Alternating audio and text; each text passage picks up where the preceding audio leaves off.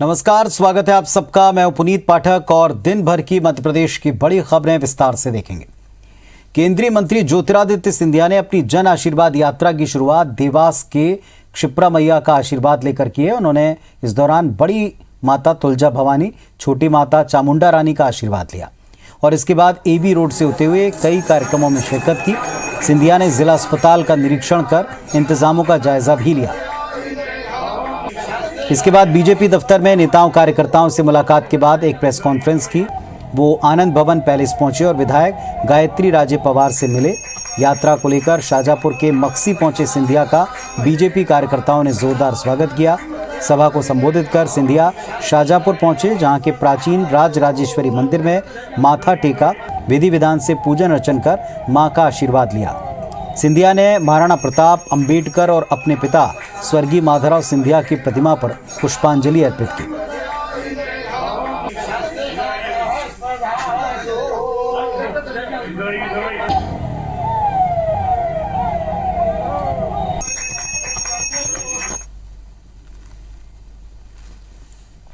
मध्य प्रदेश में आगामी कुछ दिनों के भीतर 3 विधानसभा और 1 लोकसभा सीट पर उपचुनाव है और इसके मद्देनजर चुनावी पारा हाई है। इन उपचुनाव को मिशन 2023 का सेमीफाइनल तक कहा जा रहा है। लिहाजा बीजेपी कांग्रेस ने अपनी कमर कस ली। खासतौर पर जनता का आशीर्वाद मांगने बीजेपी ने जन आशीर्वाद यात्रा शुरू की। केंद्र सरकार के 3 नए मंत्री मध्य प्रदेश के अलग अलग क्षेत्रों में जनता से आशीर्वाद मांगेंगे। सिंधिया ने मालवा निर्माण का रुख किया है।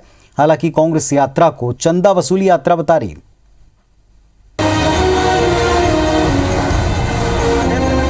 मेरी देश की जनता और प्रदेश की जनता दोनों की सेवा में पूर्ण रूप से समर्पित है। आज जो लोग आए हैं उसका कोशिश करिए कि केंद्र सरकार और राज्य सरकार की लाभकारी योजनाओं में बताएं। मध्य प्रदेश में केंद्रीय नेताओं की जन आशीर्वाद यात्रा जोर शोर से चल रही है। केंद्रीय मंत्री एसपीएस बघेल ग्वालियर चंबल के इलाकों में लोगों से आशीर्वाद मांग रहे हैं, तो ज्योतिरादित्य सिंधिया ने मालवा का रुख किया है। सिंधिया 3 दिन के इस दौरे में 4 जिले और 4 लोकसभा के 78 कार्यक्रमों में हिस्सा लेंगे, जबकि 19 अगस्त से अपनी यात्रा का आगाज कर वीरेंद्र खटीक 24 तारीख को टीकमगढ़ में यात्रा का समापन करेंगे। बीजेपी की जन आशीर्वाद यात्रा पर कांग्रेस के राज्यसभा सांसद दिग्विजय सिंह ने सवाल खड़े किए हैं। उन्होंने ट्वीट किया है कि लोकतंत्र खतरे में है और मोदी शाह के मंत्री आशीर्वाद यात्रा निकाल रहे हैं। किस बात का आशीर्वाद? देश को बर्बाद करने का। आशीर्वाद यात्रा नहीं है, चंदा वसूली यात्रा है। इसका देश में विरोध होना चाहिए। दरअसल कांग्रेस की कोशिश है कि बीजेपी का हर स्तर पर विरोध किया जाए, ताकि अगले कुछ दिनों में होने वाले उपचुनाव में बीजेपी से बढ़त ली जा सके। ये तो प्रायश्चित यात्रा करनी चाहिए। जिन लोगों को क्षमा मांगने के लिए यात्रा करनी चाहिए, वो लोग जो है आशीर्वाद मांगने निकल पड़े। कोई लोकलाज नहीं बची इस देश में। बीजेपी के मुताबिक इन आशीर्वाद यात्रा के जरिए वो मोदी सरकार के नए मंत्रियों का परिचय जनता से करवाना चाहती है, जो संसद में हंगामे के कारण नहीं हो पाया था। लेकिन यदि राजनीतिक तौर पर देखा जाए तो कई मायने हैं। केंद्रीय मंत्री वीरेंद्र खटीक को बुंदेलखंड और महाकौशल में SC/ST वर्ग को साधने के लिए मैदान में उतारा है। यूपी के आगरा से सांसद एसपीएस बघेल को ग्वालियर चंबल इलाके में OBC वर्ग में साधने के लिए यात्रा की कमान सौंपी गई है। बघेल के ग्वालियर चंबल अंचल में OBC वर्ग के बड़े नेताओं से काफी गहरे रिश्ते हैं। सिंधिया के समर्थकों की बड़ी संख्या मालवा निमाड़ में है। पार्टी इसका फायदा सिंधिया को मालवा निमाड़ के दौरे करवा कर उठाना चाहती है। ऐसे में जब पार्टी 2023 के विधानसभा और 2024 के लोकसभा चुनाव के हिसाब से जमावट कर रही हो, यदि कांग्रेस सवाल खड़े करे तो वो जवाब देने से कैसे बच सकती है? अगर यात्रा निकाल रही है तो जनता के लिए यात्रा निकाल रही है। इस तरह के आरोप लगाना उचित नहीं है, वो भी बिना किसी तथ्यों के, और इसलिए उनकी पद के गरिमा के अनुकूल ये नहीं है। इसलिए भारतीय जनता पार्टी का नेता कोई शपथ लेने के बाद जनता के बीच जाएगा, ये उनको पछता नहीं है। ये भारतीय जनता पार्टी की रीति नीति है। हम यदि सरकार में हैं तो हम कटिबद्ध हैं जनता के कल्याण के लिए। मध्य प्रदेश में इस वक्त दोनों ही पार्टियों की नजर 3 विधानसभा और 1 लोकसभा सीट के उपचुनाव पर है। लिहाजा यहाँ न सिर्फ जातिगत कार्ड खेले जा रहे हैं, साथ ही ये कोशिश भी की जा रही है कि पार्टी के अंदर संतुलन बना रहे ताकि उपचुनाव में किसी तरह का खामियाजा न उठाना पड़े। ग्वालियर से नासिर गौरी और इंदौर से दीपक यादव के साथ सुधीर दंडोतिया, IBC 24 भोपाल।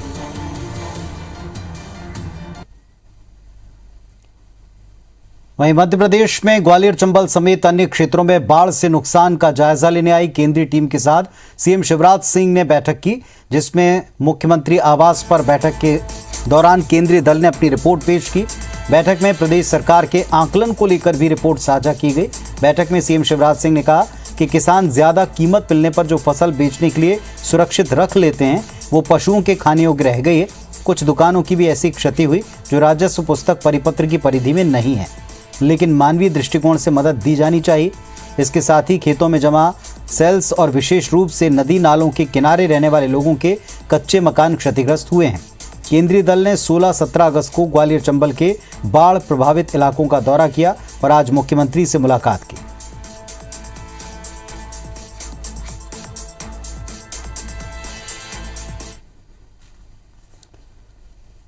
हर किसी का एक सपना होता है कि उसका अपना एक घर हो और इस सपने को साकार करने के लिए शुरू की गई एक पहल का नाम है PM आवास योजना। लेकिन जिस तरह सपने के पूरा होने से पहले नींद खुल जाए और ख्वाब अधूरा रह जाए, अफसोस होता है। कुछ इसी तरह की दास्तान इस योजना से भी जुड़ती। PM आवास योजना के हितग्राही सालों से तिरपाल के नीचे या कहीं सेप्टिक टैंक के पीछे रहने के लिए मजबूर हैं। देखिए जरा इस सपने की सच्चाई बयां करती यह खास रिपोर्ट।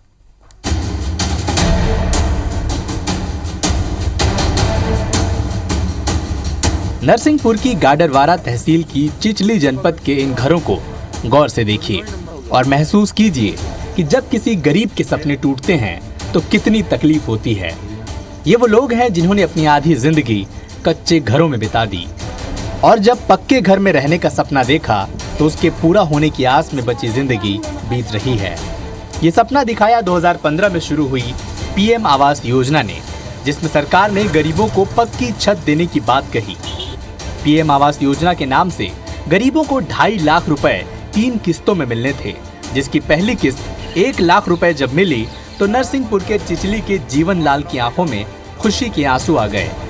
जीवन लाल ने अपनी झोपड़ी तोड़कर पक्का मकान बनाना शुरू कर दिया। दीवारें तो खड़ी हो गई, लेकिन दूसरी किस्त के इंतजार में काम अटक गया। बारिश में तिरपाल तान कर रहने वाले मजदूर जीवन लाल 8-9 महीनों से दफ्तरों के चक्कर काटने को मजबूर हैं। पड़ रहा है मगर 8-9 महीना 9-10 महीना होगा जब से मतलब दूसरी किस्त नहीं डाली, तो दूसरे में पानी तान के रह रहे हैं, भोग रहे हैं, आज डाल रहे हैं, कल डाल रहे हैं, यही बोलते हैं। यही हाल बेबी बी का भी है, जिनको बताया गया था कि उन्हें PM आवास योजना का लाभ मिलेगा, जिसके चलते उन्होंने अपना कच्चा मकान तोड़ दिया। योजना की पहली किस्त से मकान बनाना शुरू किया, लेकिन साल बीत गया, बेबी बी का न तो मकान बना और न ही दूसरी किस्त निकली। एक तरफ बेबी बी का गुस्सा तो वहीं बेबसी दर्शाते इस इलाके में रहने वाली वृंदा वर्तमान में परिवार के साथ रह रहे उस घर की तरफ ले जाती हैं, जिसे देखने के लिए मन को पक्का करना पड़ेगा।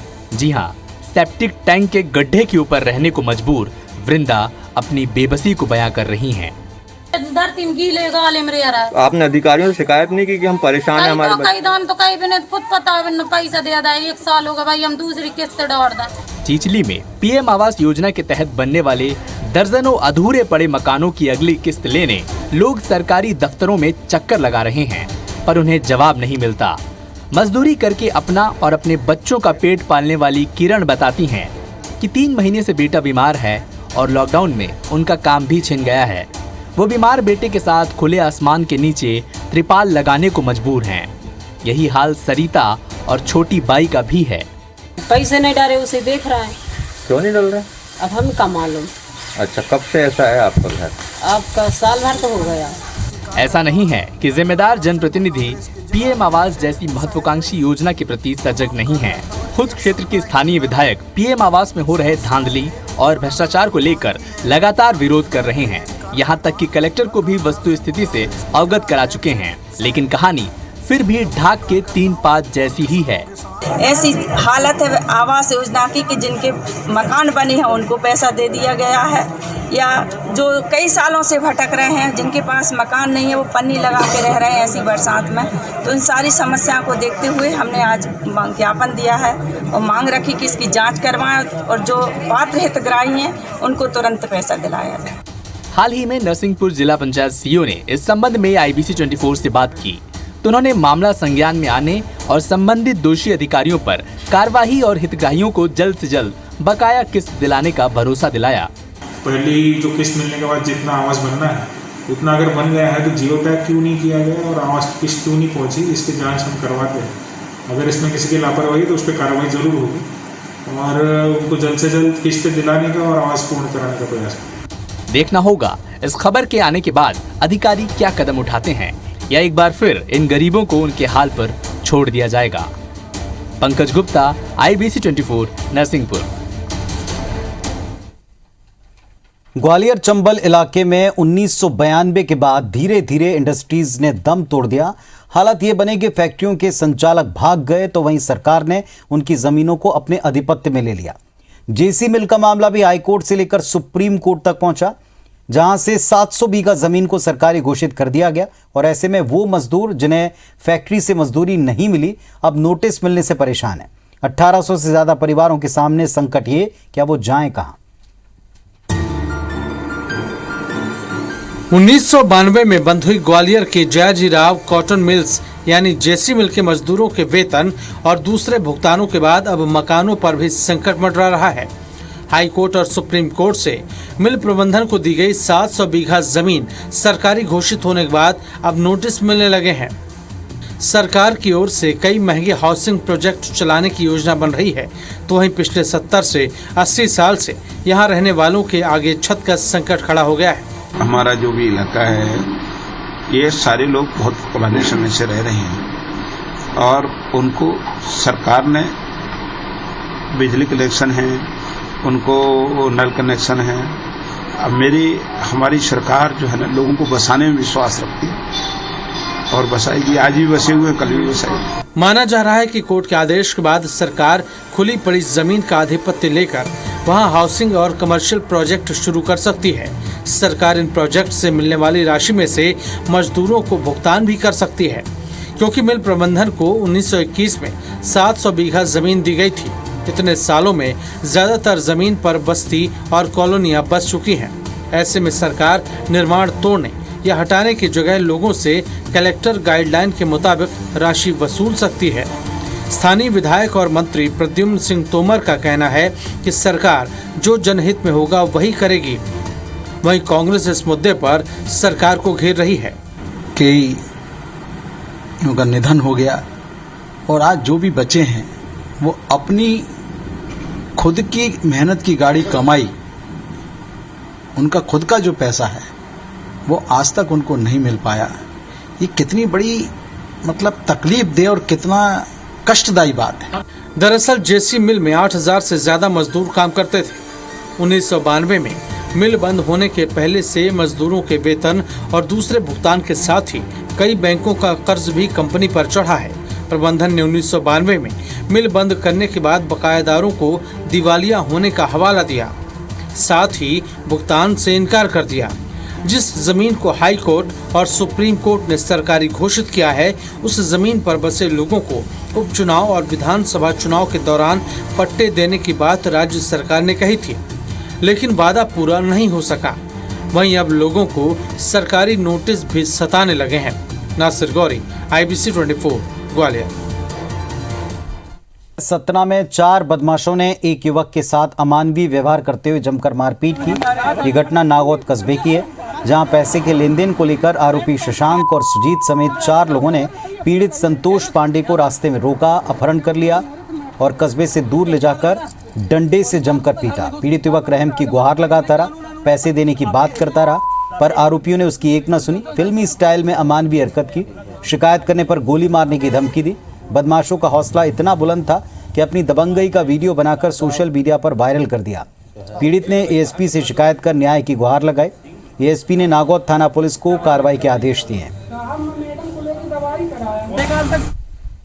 मार मार के जबरई मुझसे कहवा रहे थे कि जैसा हम कहें वैसा करो। जमीन में वो थूक रहे थे, बोले इसको चाटो जीभ लगा के। फिर अपने जूता वो बोले कि चूमो इसको जीभ लगा के, पैर पड़ो मेरे, धमकी दिए, बोले कि मैं आपको गोली से मार दूंगा, यहीं काट के नदी बह रही है फेंक दूंगा, कोई पता नहीं पाएगा। जो कभी किसी से कहा या कि किसी थाने में FIR भी की तू। अभी इन्होंने ज्ञापन दिया है, इस ज्ञापन को हमने संबंधित थाना प्रभारी की ओर भेज दिया है, उसका परीक्षण करके वो कार्रवाई करेंगे।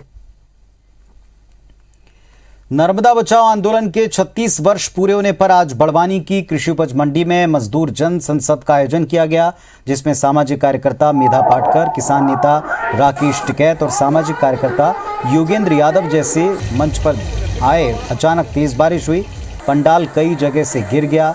बारिश का आलम कुछ ऐसा था कि मंच के ऊपर और आसपास वाटरप्रूफ पंडाल को गिरने से रोकने के लिए लोग पाइप पकड़कर खड़े रहे। आयोजन से पहले प्रेस कॉन्फ्रेंस में राकेश टिकैत ने केंद्र सरकार पर निशाना साधा, आरोप लगाया कि सरकार बड़े उद्योगपतियों की सरकार है, वो ही इसे चला रहे हैं। ये देश को भी गुमराह कर रहे हैं, देश की जनता को भी गुमराह कर रहे हैं। इन्होंने कोई फार्मूला लागू नहीं करा, सिर्फ देश को बहकाने का काम करा। और ये जो सरकार है, ये सरकार किसी पार्टी की नहीं है, किसी विचारधारा की सरकार नहीं है। ये सरकार तो मोदी सरकार जो है, ये बड़ी कंपनी की सरकार है, कंपनी सरकार को चला रही है। जबलपुर के पाटन स्वास्थ्य केंद्र की आशा कार्यकर्ताओं ने अपनी मांगों को लेकर धरना प्रदर्शन किया। ब्लॉक मेडिकल ऑफिसर को ज्ञापन सौंपा। आशा कार्यकर्ताओं ने मानदेय बढ़ाने और खुद को शासकीय कर्मचारी घोषित करने के लिए प्रदर्शन किया। आशा कार्यकर्ताओं ने प्रदेश के स्वास्थ्य मंत्री पर अपना वायदा पूरा न करने का आरोप लगाया।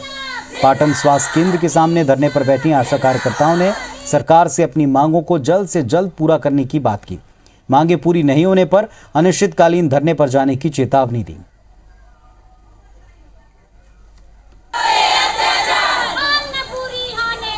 सीहोर जिले में खरीफ फसलों पर संकट के बादल मंडरा रहे हैं। सोयाबीन और मक्के में कीट प्रकोप को लेकर किसान चिंतित हैं। परेशान किसानों ने कलेक्ट्रेट का घेराव करते हुए अर्धनग्न प्रदर्शन किया। दरअसल जिले में सोयाबीन की फसल में इल्ली और मक्के में फॉल अर्मीवट कीट का प्रकोप जबरदस्त देखा गया। उत्पादन प्रभावित होने की आशंका है। कृषि विभाग किसानों को फसल की कीट प्रकोप से रक्षा की सलाह दे रहा है, लेकिन नकली बीज और नकली कीटनाशक के कारण इल्ली का प्रकोप अब तक खत्म नहीं हुआ। जिले में सोयाबीन का रकबा करीब 3,41,000 और मक्के की बोनी 14,500 हेक्टेयर में हुई। किसानों की मांग है कि फसल खराब होने का बीमा जल्द दिया जाए। ऐसे दुकानदार जो नकली दवाएं बेचते हैं उन पर भी सख्त एक्शन है।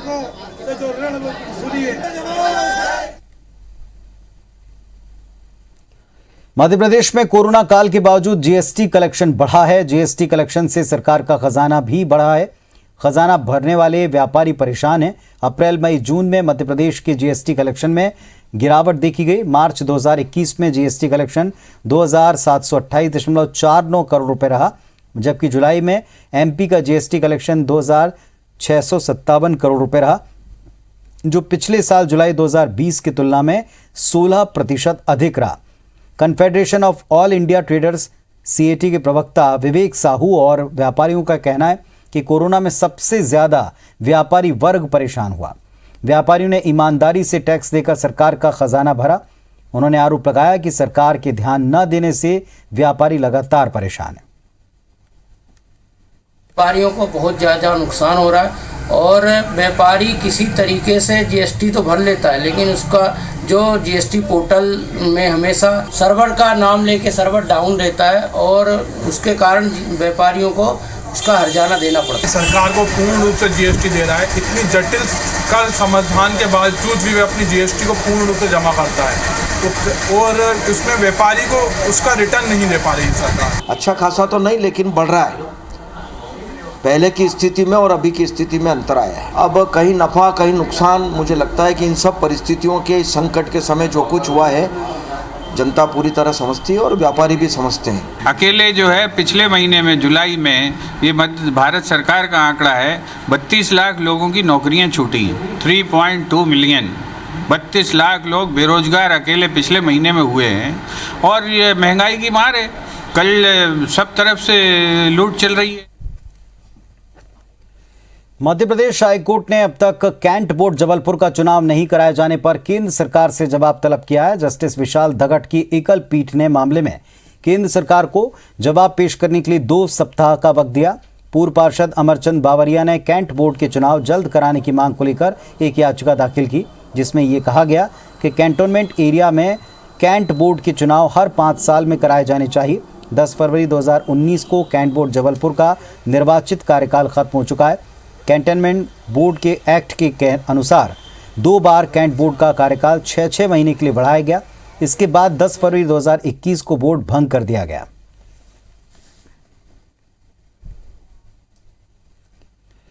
तो इस बुलेटिन में फिलहाल इतना ही। खबरों अपडेट्स के लिए आप देखते रहें IBC 24।